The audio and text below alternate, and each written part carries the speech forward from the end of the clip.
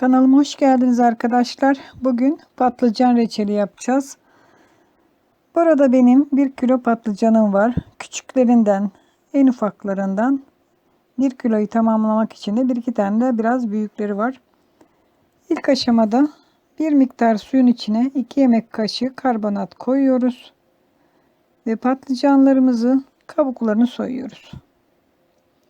Bugün patlıcan reçeli yapacağız arkadaşlar. Çok lezzetli, çok harika bir reçel oluyor. Kabuklarını soyduktan sonra ben 4 parçaya bölüyorum. Bütün olarak koymuyorum arkadaşlar. İsterseniz küçük bebek patlıcanları bütün olarak da karbonatlı suya koyabilirsiniz.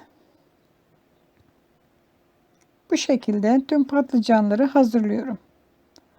Karbonatlı suyun içinde 2 saat bekletiyorum arkadaşlar. Acıları, siyahları gitmesi için 2 saat bekletiyoruz. Evet, gördüğünüz gibi 2 saatin sonunda acı suları çıktı. Bol suda yıkadım arkadaşlar. Patlıcanları 4-5 kez yıkadım. Şimdi tenceremin içine patlıcanları koyacağım.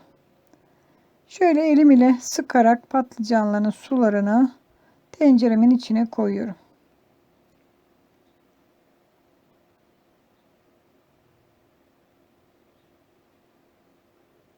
Hem patlıcan kokusu gitmesi için hem acı patlıcanı gitmesi için bu şekilde hazırlıyoruz arkadaşlar reçeli. Şimdi üzerine çıkacak kadar su ilave ettik ve ocağa kaynamaya koyuyorum. Toplamda 5 dakika kaynatıp alıyorum suyun içinden. Tekrar başka bir suda yine 5 dakika kaynatacağım. Evet, bu şekilde alıyoruz. O suyu döküyoruz. Tekrar temiz bir su koyuyoruz. Yine bir 5 dakika kaynatıyoruz. 3 kez kaynatıyorum arkadaşlar.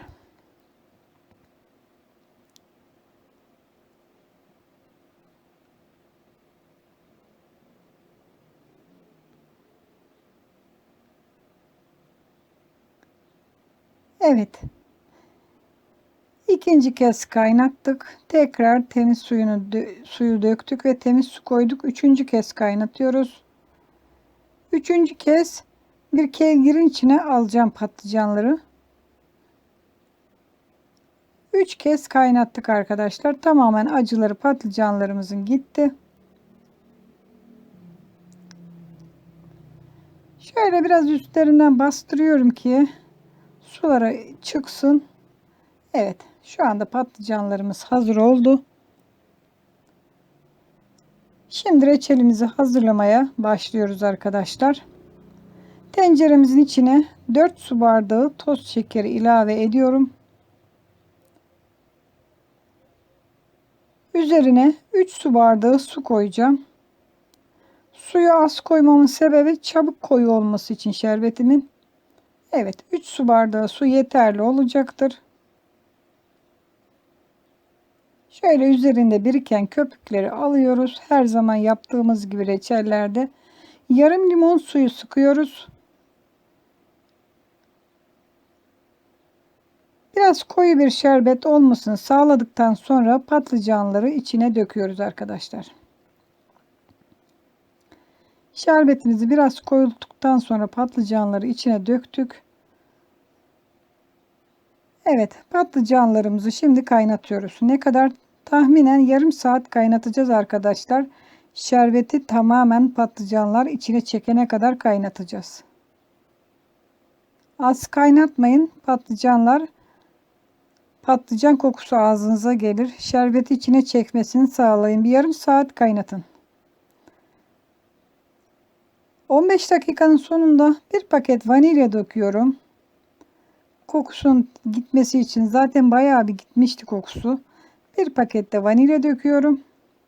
İsterseniz tarçın karanfil de atabilirsiniz.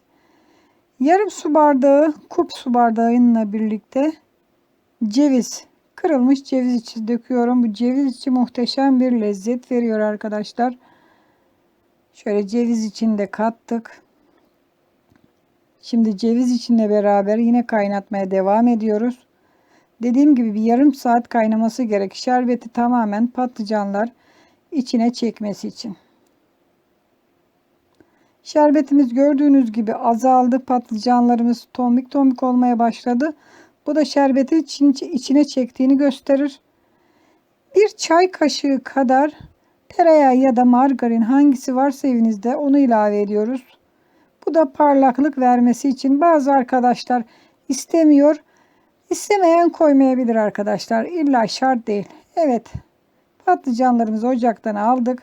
Servis tabağına koyduk. Umarım sizler için hazırlamış olduğum patlıcan reçeli tarifimi beğenmişsinizdir.